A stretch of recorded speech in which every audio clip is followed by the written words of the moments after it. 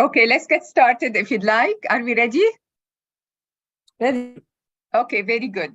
So thank you all for joining us today. This webinar is hosted by the Toronto community.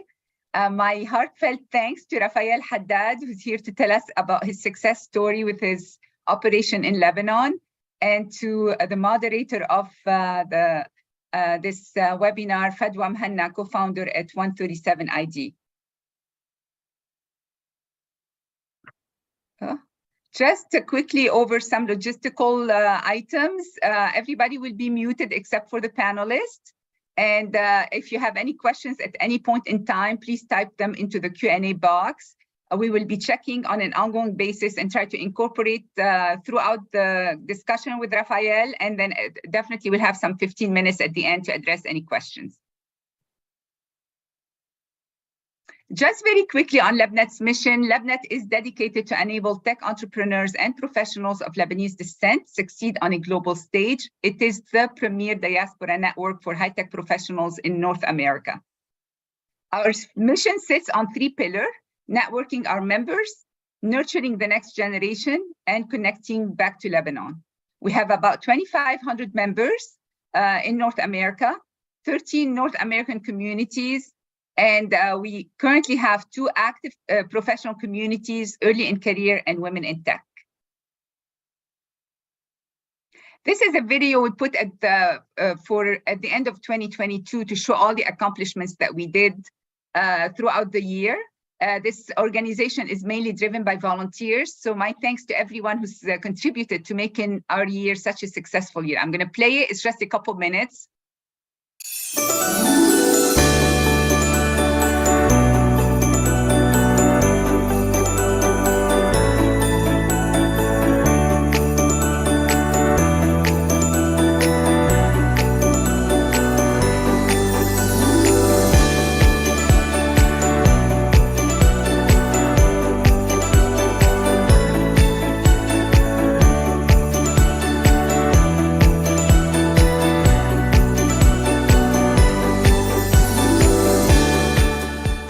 We're excited to announce the launch of the LebNet Job Board, a community-powered platform for our community. Our goal is to facilitate the connection between hiring managers and job seekers. LebNet members can easily post job openings on the platform and share it with the wider LebNet community of job seekers.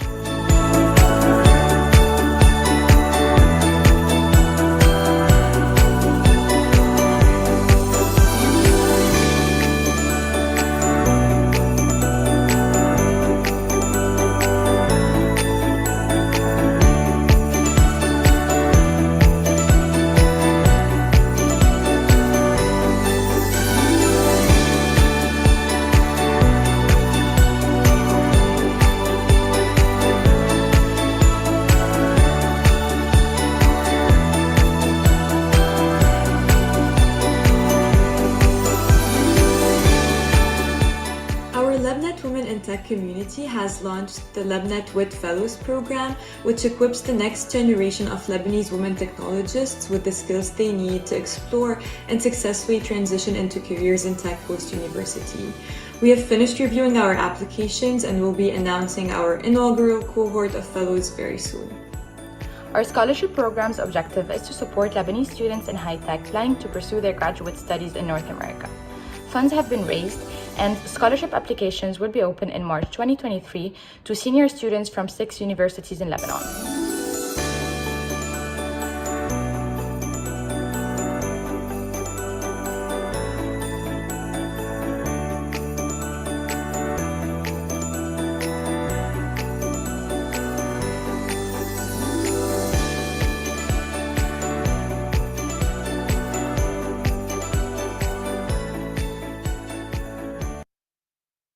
And with that, I turn it over here. This is the Toronto community who is hosting this event.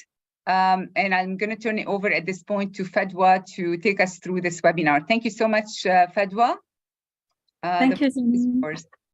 Thank you, Janine, for the great introduction and the great work LebNet is doing. And we're very, very happy to host the first event of the year at LebNet Toronto.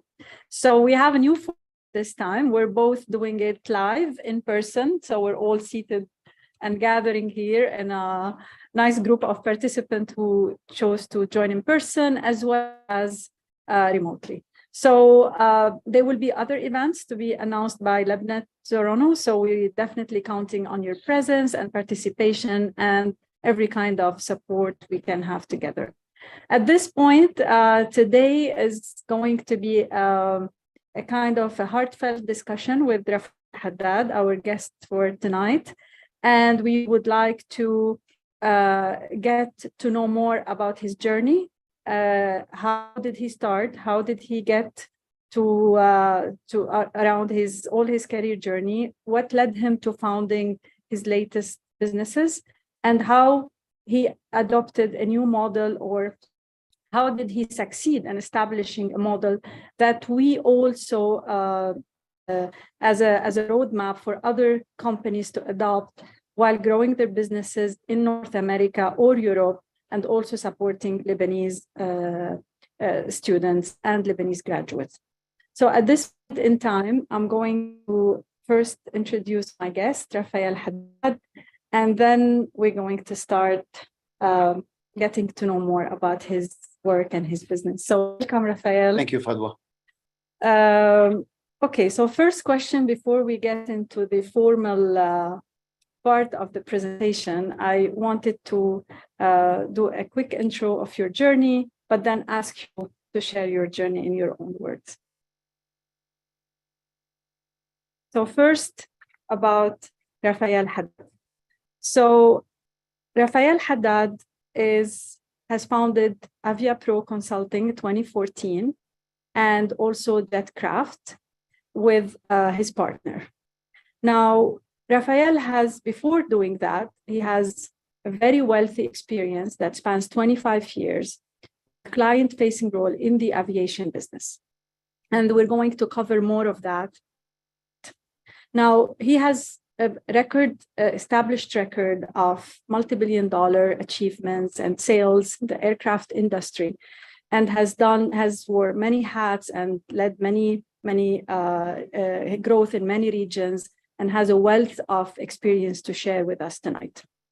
Now, despite being a world traveler and having lived most of his life internationally, Raphael has remained very close to Lebanon and has adopted a model that he will share with us tonight, whereby he's managed to combine his growth and his expertise, as well as staying close to Lebanon, staying close to home, and as well as benefiting the new generation and passing the baton to the next generation. So Raphael holds an MA in economics from Ottawa University and a BSc in aerospace engineering from Kansas University. And he's here with us tonight, and I will ask him, maybe my first question is the journey. Like, before we go into the more formal part about AviaPro, tell us about you, like your journey in life. How did you start in Lebanon, and how life, happened, and you Toronto, and you called Canada home? Thank you very much, Fadwa, for the very nice introduction and the opportunity. My journey has been just many of us, many of the Lebanese communities or Lebanese professionals that had to leave their home, not by choice, but because the situations forced them to do so. So yes, I did finish my high school in Lebanon at Saint Joseph Hantoura, and then I entered l'École supérieure d'ingénieurs de Beyrouth, le ZIB. But then the situation happened that the 1982 wars, and conflicts in Lebanon pushed me out. So I had an acceptance with the university in Virginia. So I went to Virginia to continue my engineering career. From then I went to Kansas, where I graduated in aerospace engineering. And then on, my better half, at the time we were going to university, my better half and we decided to move on to Canada, and I made my way to McGill, but did not finish McGill. I finished at Ottawa University, the Master's in Economics. Then I started different jobs, then ended up Bombardier Aerospace, starting with an engineering position. And then I was able to climb the ranks until I was vice president of sales for different regions in Bombardier Aerospace commercial aircraft. Then on, I left Bombardier in 2014, and then I guess retirement that doesn't suit me, and we started Pro Consulting. Started with one person, and then on now we are globally about 20 people. And of course, as stated in your intro, AviaPro became a partner with Jetcraft Global, and we created a company called Jetcraft Commercial, which is a company that's very active in buying, selling, structuring leases for commercial aircraft. So that's in short where I am right now, and here we are. Another amazing journey. Thank you. So I'm going just to leave you with tell us more about AviaPro in words, and then we'll start the questions. So I can probably proceed to a presentation. So very quickly, the presentation here, the bulk of the presentation is to talk about not AviaPro, but what we did and the difference that we are trying to make in Lebanon. AviaPro started in 2014 as a consulting business. It grew multiple folds to what it is today. With the advent of the latest crisis in Lebanon in 2019, and we saw how everybody was leaving Lebanon. So, and we thought that maybe we can we can have our own mark on things, on professionals, and how we can find a way to help. So let me tell you a little bit about AviaPro and tell you how we have an entity here, and we have a model that we were executing in Canada, and we translated it to Lebanon. So just a quick word about AviaPro. I'm not going to bore you with all of this detail. Is that we are a boutique consulting firm that's active in the Asian industry, and we believe in face-to-face customer engagement and adding value to the business of our customers. Recently, we decided to develop online consulting solutions for our customers with two platforms, one called Avianalysis and one called RPM, and I will tell you later why I'm naming those. In terms of our presence worldwide, we have a global presence. Right now, our two big offices are in Toronto, Canada, and in Jounieh, Lebanon, and we have support staff, inspectors, and actually subject matter experts that are living across the world. Just to give you a flavor of who our customers are, they're airlines, they're industrial aerospace companies, as well as consulting firms acting in aerospace. So, basically, we're selling different expertise in the different and various fields of aviation.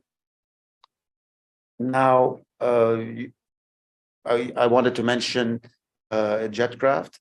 Jetcraft is an aircraft trading company that was established in the US about 60 years ago, in which in 2014, the principal of that company, his name is Jahid Fazal Karim, and myself, we agreed to add to the great success of Jetcraft being a major trader of private jets, the division that would trade in commercial aircraft. So I am right now running the commercial aircraft arm of this company, and I sit on the board of that company. Now let's talk about really the subject of this webinar and this meeting is Lebanon and why Lebanon. Initially, how it started with all the issues that started in late 2019, and we saw the exodus of Lebanese young, skilled, high-skilled individuals out of Lebanon and going to America, going to Europe, going more and more to the Arabian Gulf and everywhere else. The economic downturn was really a major how should I say, distress factor on the whole economy, on the whole, not only the economy, but the population of Lebanon. And we decided, we had some thoughts inside the company. AviaPro over here in Toronto was benefiting from the time employment supported by the Canadian government, was also benefiting from the co-op program that were administered by the universities here. So we thought, okay, we are hiring students here, we're hiring whether on co-ops, let's try to hire Lebanese students. So we started communicating with the different universities in Lebanon, and we communicated with all the major ones. At the end, we basically landed on Lebanon University, with whom we signed an MOU in 2021. And why Lebanon versus the others is Lebanon has an aviation department, has an aeronautical engineering department, which we saw a certain affinity working with them.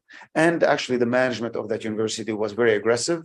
They said, we would like to sign an MOU with you, and we would like it to be exclusive to us, which is, I think, we ended up by called a right of first refusal. So we basically proposed to them certain initiatives. The first one was to employ part-time students from the university. And with that, the university was very accommodating. They actually gave us not only access to their students, but also gave us an office with 24 hours electricity, 24 hours high-speed internet. And for us Lebanese who go to Lebanon, you know how valuable that is. That is a very valuable commodity. So they did facilitate, and they helped in the recruitment. They actually for the students that we wanted, because we're active in aeronautical engineering, and we're active into programming because of the online platforms that we are developing. They basically did initial interviews for us, and they helped us through the recruitment process. And with that, we were able to have a very nice pool of students that actually joined us. And eventually, fast forward a little bit, they kind of graduated so that we ended up hiring them as full-time employees with us. So when we hired them full-time employees with us, so we decided we're not gonna fly them over to Canada and put them here. No, why don't we open an office in Lebanon and try to accommodate their career paths from over there, which we did.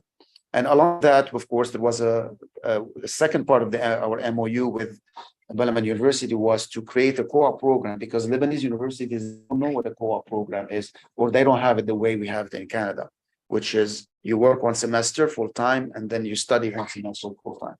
Okay, so we tried that, it worked. Actually, we have now co-op students and part-time students that are. So the third phase of our cooperation with Lebanon is to actually support master's thesis. So we're discussing sustainable aviation fuel graduate program, or graduate thesis, I should say, with the university, and we're thinking about other aspects. So, you know, ESG is another subject we will be talking to them about. So so now we have this part-time student co-op program, and we're now have discussed the master's thesis support. So with that, we have an office, a full-blown office in Beirut, and let's not kid each other. It wasn't easy to support an office there. You know, to find an office, to furnish an office, and to put a modern high-speed internet in the office, as well as signing for the generator so that you have electricity and power. Everything is a negotiation. So I don't kid anyone and say, though, it's easy. No, it's not easy, but the aim here is to do something easy. The aim here is to contribute and try to find people that otherwise would probably go to the Gulf or Europe or North America. Okay, now our footprint is not that big, but we hope that could be multiplied with other companies that are in Canada or North America that can mimic that model. So right now we are We are very happy with our teams. And I want to say as well is that we were really impressed by the pool of candidates that we had to dip in to recruit not only our students that became full-time, but also we hired locally non-graduate, well, people that did not graduate from Balaman, but we also hired. So we have right now 12 employees in Lebanon, which is very good. And we're going to continue to grow that. And hopefully we're ready to actually lead the way to other companies in North America, show them how we did it. The experience is not easy, it's tough, but we have the roadmap, so we can share that roadmap with others. I just want to show you here very quickly a product that actually most of it, maybe it was designed in Toronto, but most of it done by performance engineers that we recruited in the universities and that on this, as well as programmers. So we designed this online analysis service that is real time, very turnaround, very cost effective, very time saving customers. So without this pool of very bright graduates and students from Lebanon would have been able to do it. We're also developing we're now in the midst of creating another product called RPM, which is a network planning tool for airlines. So I think we're going to increase our pool of students or actually programmers in Lebanon and engineers. So they help us bring this tool, which will probably integrate an AI component so that it's really a next generation product. So that's pretty much it. I hope I didn't bore you too much, but if you have any questions, please, let's do it. Definitely. Thank you for sharing. Amazing. And it's not an easy endeavor, what you've done. So we want to have an honest discussion about, of course, what went wrong and how to do it. So you made made it easy for somebody else to replicate this model. Yeah. The purpose of us coming together tonight is to show your model, to say this is one model of growing internationally while hiring Lebanese. And yes, there are challenges. There are going to be impediments on the road. There is a way to do it much easier than even what you have done, because you're willing to support the next company who's willing to adopt your model. So this is it. How can we dig deeper into the model? So you had a university, Balaman University, you had access to their pool of students, and you had maybe the main design, as you said, is done in the main, maybe project management, and you had the students rotating with the co-op program and the part-time, and then moving to full-time. So just let's dig deeper into like the time frame. How long did it take you when you started to having an office, a fully operational office? What were the steps along the way, the challenges you met, and really describing it in very good. So basically we started thinking about this back in 2021, late 2021, and most of the research was done from here and towards the end of 2021 and by our local Canadian team colleagues that knew nothing about Lebanon. So they did the research about universities. They contacted the universities of Lebanon. They tried to actually talk to universities to replicate what they're doing with McMaster and U of T and the universities around us. And then basically we practiced it in 2021, where we had local part-timers and local co-ops. So we kind of like said, how can we transpose that model that we have here over there? Can we do it first? So that's what the attempt was, to contact the universities. We saw it a little bit, I would say it was difficult, no, but maybe because the situation wasn't that great in Lebanon. 2021 was a really terrible year. So anyway, it took a lot of negotiations, I think.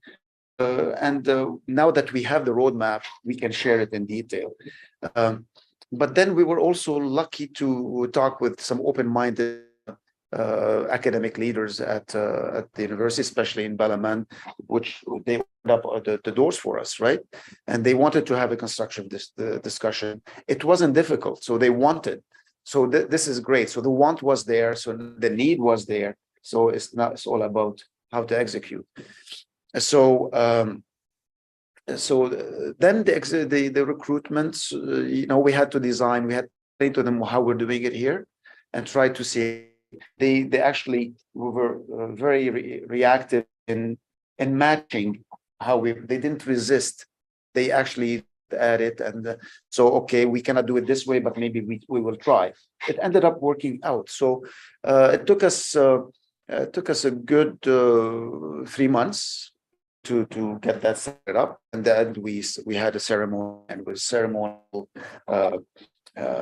event, and it was advertised over social media as well. Following that, of course, we immediately hired students. They gave us the locals, the locale from which we were working.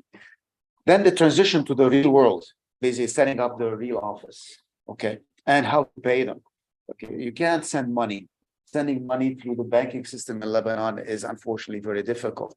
They take commissions of like the 3,000, and when our students and fresh graduates, or they're getting paid in, so when you give immediately 3,000, of your pay plus a transaction fee plus, so we had to find a mechanism of get, I don't want to say cash, but it was cash into certain, into the hand of the leader over there that was able to pay these guys, because the bank system doesn't work. So we had to adapt. That wasn't easy. Like even negotiating banks. Finally, now I'm negotiating with the banks to have like one central, so then they would have same accounts with them, and the banks not to charge fees to all of them, but to charge me. So we're trying to work out that system as well. And then finding an office and having a serious discussion, North American style, to rent an office. Keep dreaming, right? So lucky enough, I have a local lawyer who was able to cooperate with me, and we were able to land a space that we turned into with the help of the lessor, the renter, to turn it into a very modern office.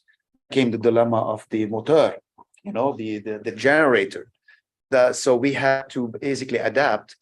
Initially, we bought UPSs, to basically, when there is electricity, to charge the UPSs so that they can work, they can connect their laptops when their laptops run out of batteries, right? And then the internet also. That wasn't an easy. That was like a 6 month dilemma until we actually got the ASL DSL high speed internet. It's not easy, but the aim here was not to give up. Okay, so we had to go down to the Ojero station, because you had to get it from the government. Of course, you can do your own direct links and stuff like that, but the setup is not there.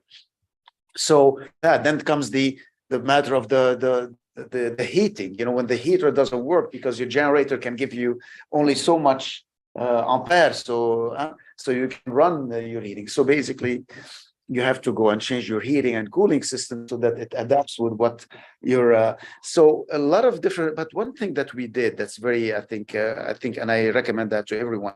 Don't try to force your North American way of doing things. So what we did is the few leaders that we selected over there to run this, we gave them, we said, okay, your mandate is to go and figure it out. Here's the budget.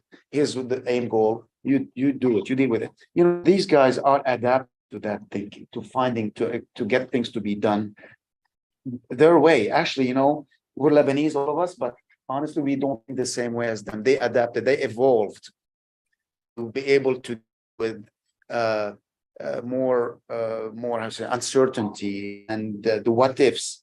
We would actually get very frustrated with all the what if this happened. They can deal with it. So you just have to delegate and empower these people, because they're very smart and very astute, and they can adapt to their situation better than us adapting to their situation. So that, I think, that also was very important. Also, we needed to make them part of the team. So regular visit, activities with them, like hiking activities, skiing activities, beach activities, so you have to, because you know what, it's not easy over there. I know they're very active, or they claim they are very active, but there's a different reality behind the curtains. So keep them engaged, encouraged, bonuses at Christmas, especially if they're doing very good, so that's very, very, so we have to deal with the human aspect, the economic situation of Lebanon, the archaic situation of Lebanon, okay? And don't give up.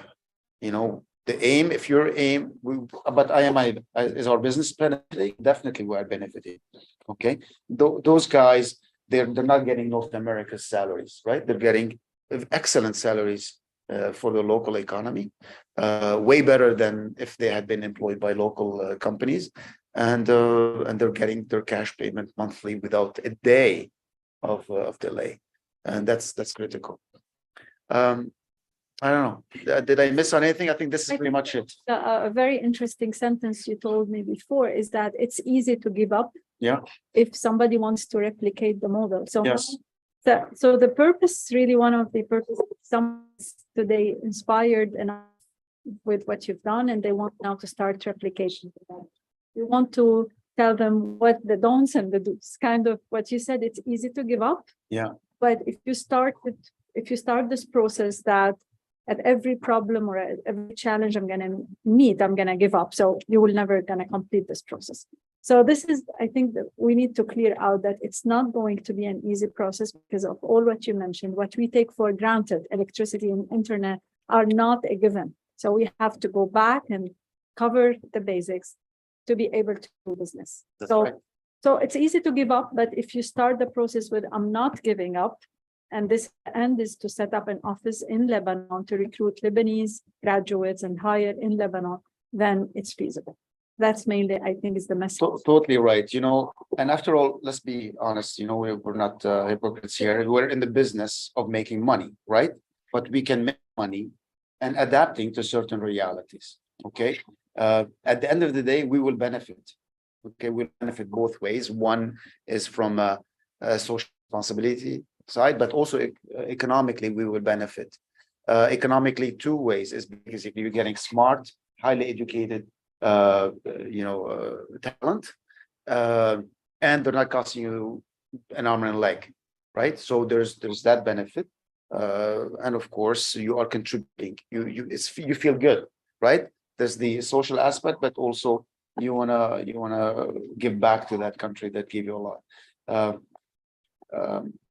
No, don't give up. You can't give up. If your aim is to go and think it's going to be a walk in the park and everything's going to get done like with a snap of a finger, no, it's not going to work. So you have to be patient. You have to hire the right people. And now, shortcut. Okay, we can show you the shortcuts how we did it. So two things actually. Before I go into the next steps, but the outcome when you were vetting the students, doing the interviews and hiring and going through your normal hire fire, and always the quality that we want to cover as well, the quality of the students, and what did you find out on, because you had both the Canadian students. Yes, the quality Canadian students are very quality. So we hire them all the time and graduate. Actually, soon we're going to be hiring a university graduate here onto our staff. Not all 12 employees in Lebanon are from university, so some are actually just direct hires locally. We also the part-time students, not all of them graduated with us. Okay, some of them decided to. Actually, there is one that's actually doing a PhD at Penn State, Okay, but however, she's helping us, in contact with us, encouraging us. Okay, so some of them decided to go and do something else, but the ones that hang on, we offer them good jobs and they transition with us. The quality is incredible, and not only from the students, but also have to give credit to the university, because they did the civic part. You know, they did the mankhoj. Okay, they selected the top and they passed them to us. We interviewed them, and then we decided which ones we wanna keep. Yes, we got the crème de la crème, but the pool is big. The pool of good people is big. But also we hired locally some good talent directly from the Lebanese market, and excellent. Like we just hired our a marketing specialist. We're asking Christina and I were comparing notes on this. She's excellent. Same thing with our digital marketeer, also excellent. The other guys, we hired people in airline IT systems, also excellent. Performance engineers, so. And was it difficult?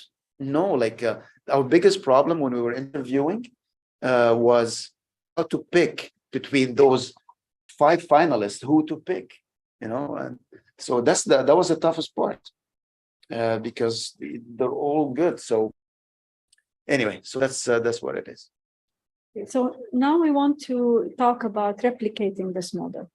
So for those who would like to start to replicate that, are motivated enough, we want to give them a roadmap. How do we start, and can we help you as LebNet Toronto in the process for those who would like to replicate Raphael's model and would like to reach out?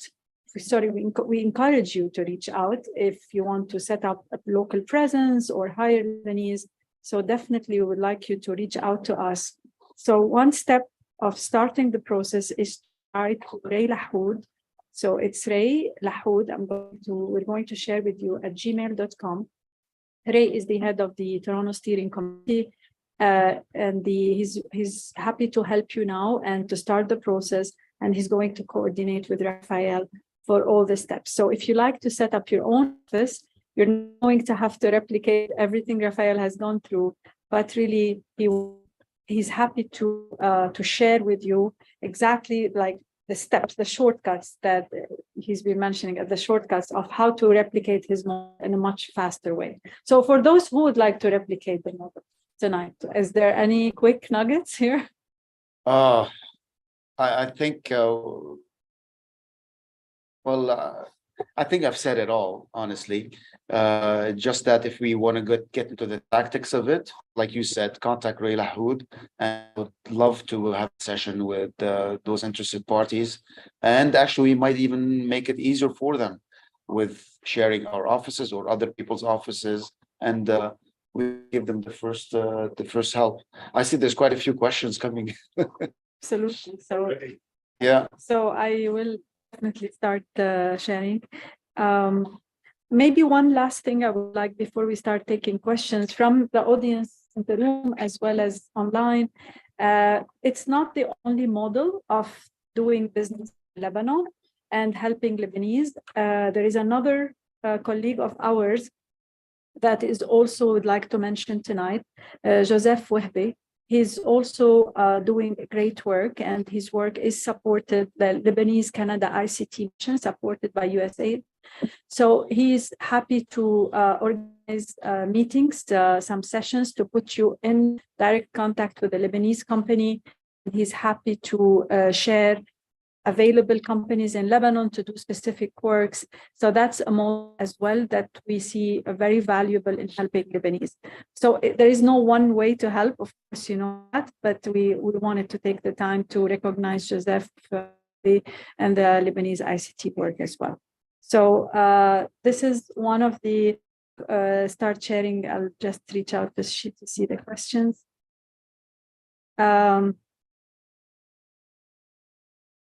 Janine, would you have any questions, or we take questions from the audience first?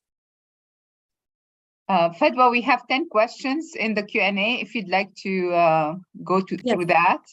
Absolutely. So Christian here is asking about how about cost and work ethics and control of quality, if they may ask salary range as well as struggles with that. Would you like to?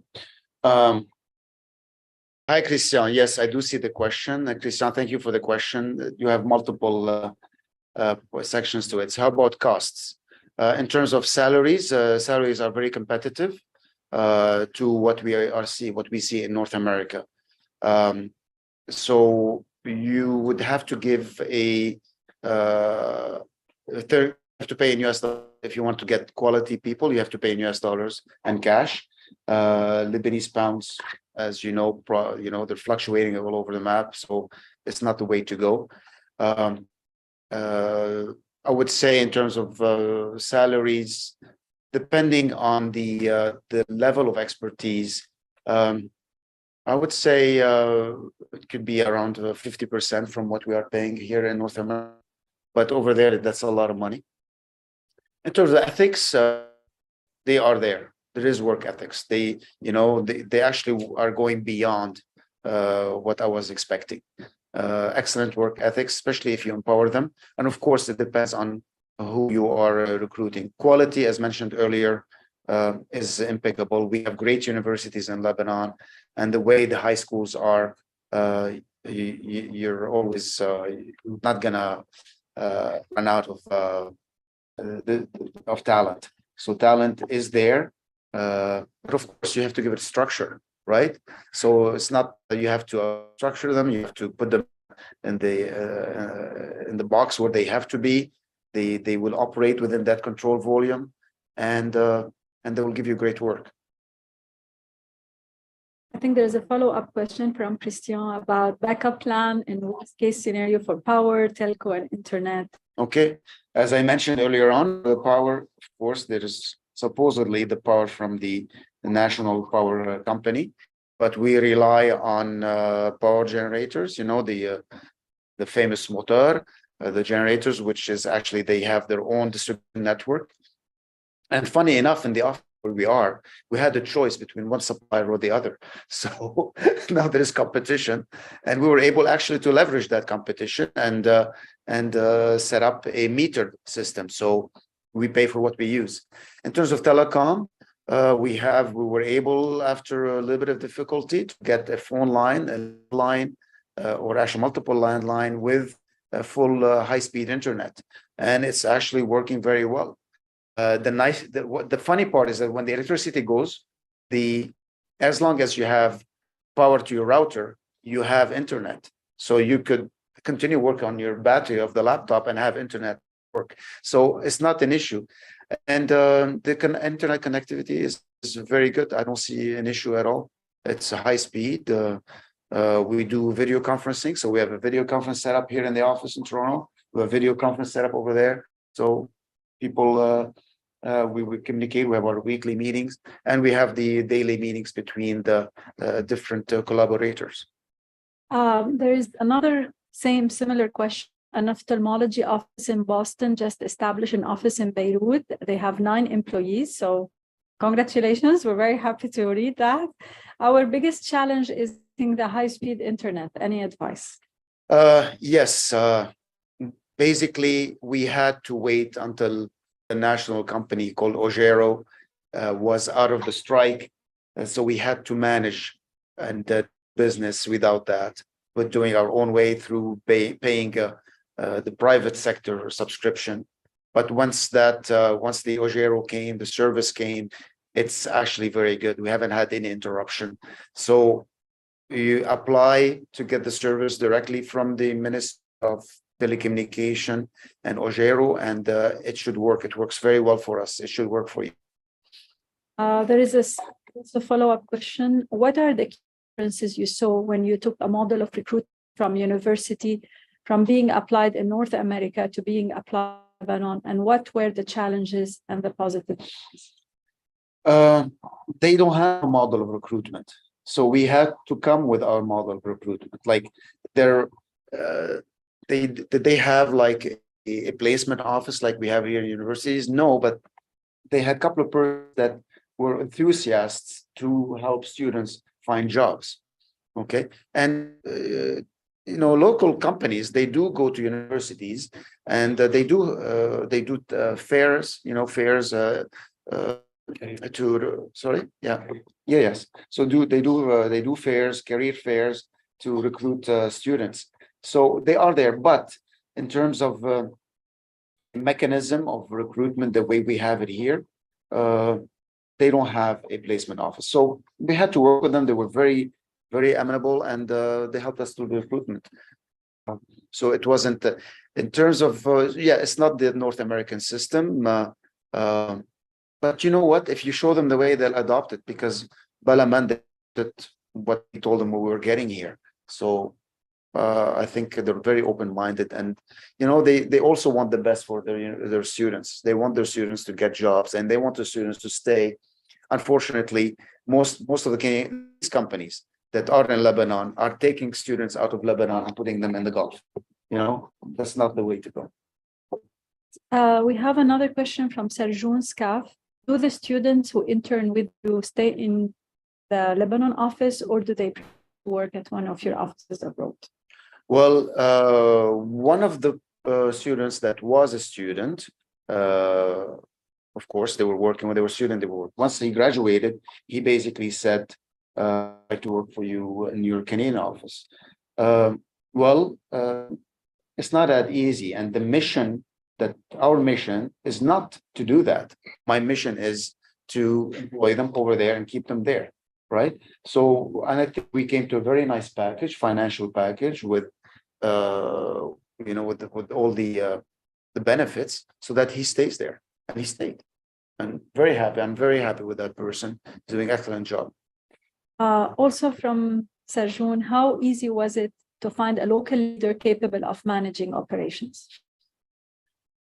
Well, the two leaders that are managers that are in the office, they had previous experience.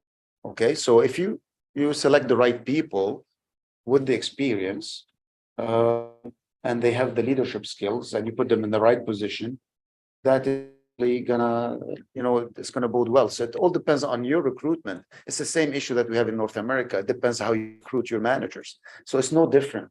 It's the onus is on you to recruit the right leaders. So like the two leaders we have in that office right now, they're managing things very well.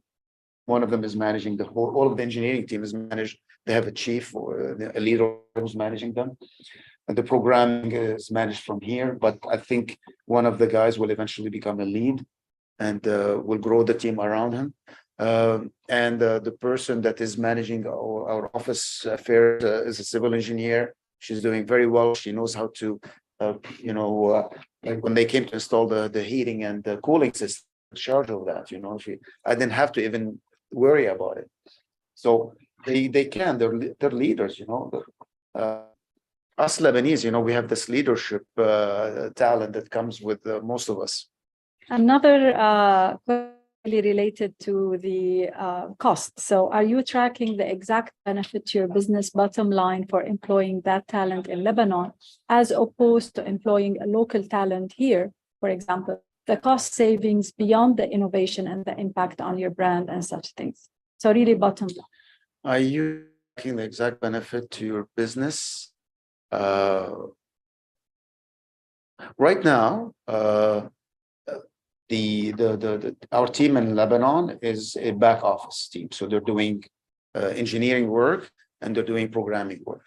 But also, as I said, our finance person here in Canada, the vacation became redundant. So instead of recruiting here, we recruited that person in Lebanon, and that person is developed very well. They learn the same principles as us. That person is going now to study for a CPA, right? The same CPA we have here in North America. So, are they? Yeah, they're giving me the benefit. I'm getting a good return on my buck over there. Yeah, and bottom line, it's actually working out well. Yeah, I think another question touches on our Lebanese way of usually doing business. How did you make sure that the students you had were not ones that already connected or have the advantage because of previous connections had, since you said the university selected the pool of candidates first? So like the transparency of the process of selecting students. There was no issue. They did their job. The university did their job. You know, you gotta give it to them. You know, they, I believe in one motto is that you give your trust until, to that person or entity until they lose it, right? So I gave them the trust in terms of helping us in the selection. They haven't failed us. They did very well, so I have no complaints. And of course, you do your own selection after that. Well, yeah, they give me a short list, and we've been lucky. Every short list they give us is very good. So, and when we also interviewed separately, we advertised and interviewed separately, our short list was also very good. Okay, I'm starting to get some notes about being conscious of time. I wanted just to take maybe 1 or 2 questions from the room. Please, John. This guy is Ahmad is the next schoolmate. What is he asking, Ahmad? 1988. He's asking me, when did Danny Manning win the NCAA championship for Kansas University? 1988. But then he's asking a serious question. How would you describe and manage the investment risk given the political situation in Lebanon? This probably keeps most of us. Look, in today's world, it's all about video conferencing, using the cloud. So what is my risk? My risk are the few laptops I put over there, the few conferencing equipment, video conferencing. Everything is on the cloud. If you're doing back office work, I don't need to explain it to him, especially he's a technology person himself. So everything is cloud. So thank you for AWS and others, of course. There's no risk. All the work they're doing is already here. So I'm not worried about that. What, the few desks, that's okay. So the risk is very minimal. The biggest risk is losing the talent that we have trained over there.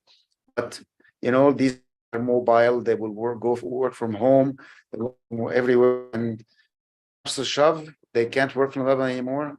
There are airplanes, right? They can ride on one of the planes and go somewhere else and continue their work. But that's not the aim. The aim is to create employment in Lebanon.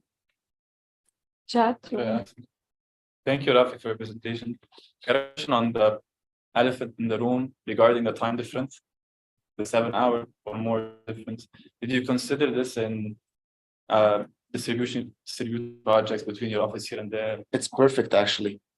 The time advance, it's like we're working 24 hours. Work doesn't stop. So basically, in projects like the programmers over here, they close on a project, they work together and they're a team. So when he's doing something, the other continues, picks it up in the morning. So it's there's no issue there. I have a question.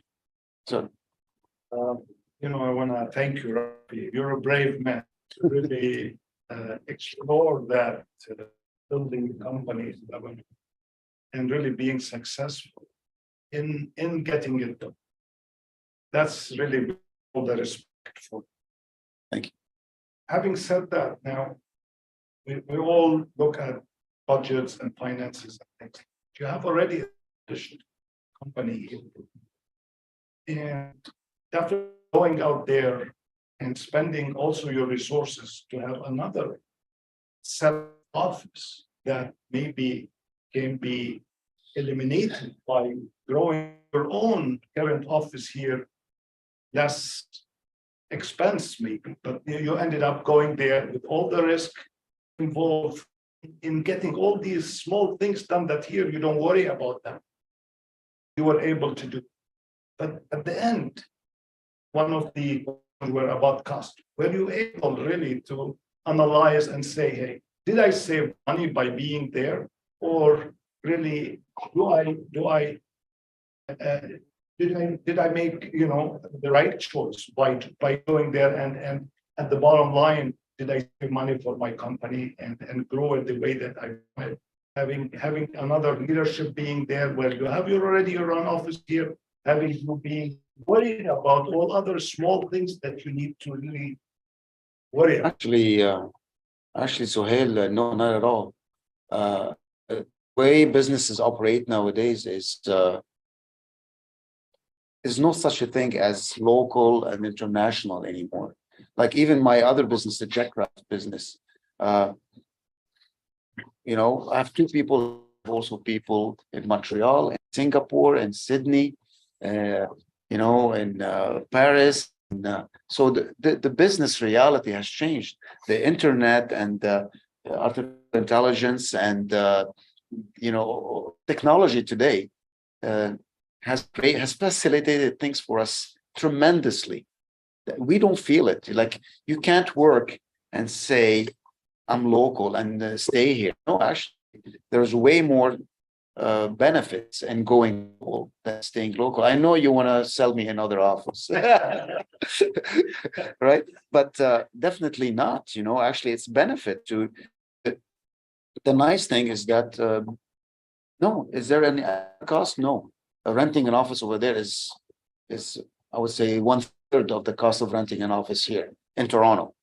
And actually, one of our clients was in the Middle East. So having the office in Lebanon made that, travel from Beirut to the other country in the Middle East very easy. Yeah. And saving as opposed to sending people from North America way down here. So it's global business.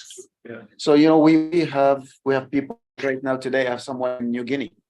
He's executing on a project. He lives in Sydney, so it's a few hours flight. It's not 15 hours flight sending somebody there. So actually, you have to be international nowadays.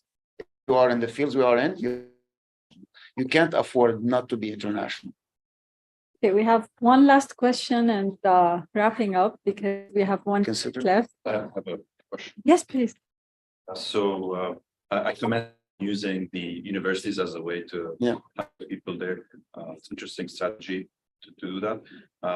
My question is about compliance with local laws for labor and hiring. Like, did you have to set up an entity in Lebanon to employ these people, or were you able to avoid that by being? Well, the way we did it in order not to contravene with any laws is that we hired them as contractors. Okay, so that was the best way. So we actually consulted with our lawyers and our CPA, and we hired them all as full-time contractors. So they are actually working for us time.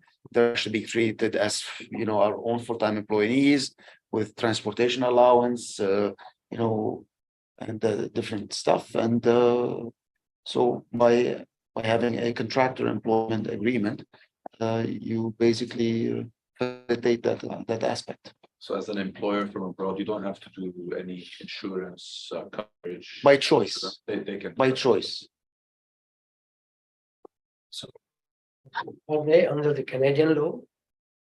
So if you don't, like, we will have time to have more conversation on the room here. So there's one more. Yeah, there is one more question. We will get the chance. Yeah, there is one question asking you if you considered setting up an agency with expert and consultant that provide a one-stop shop to implement this model for foreign companies to do what you did.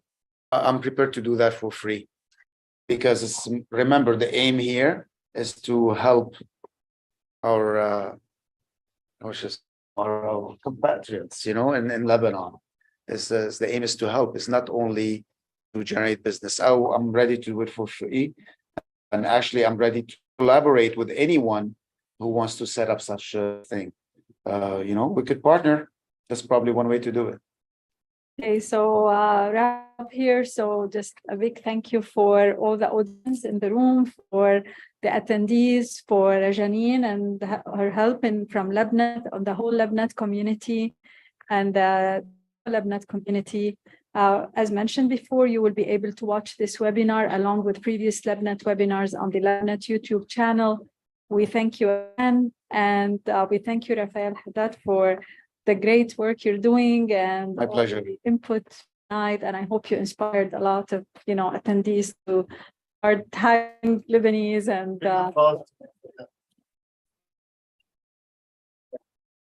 Thank you. There's more questions coming. All right. We will forward any questions, but this is thanking you for your passion and commitment. Thank you. Thank you so much for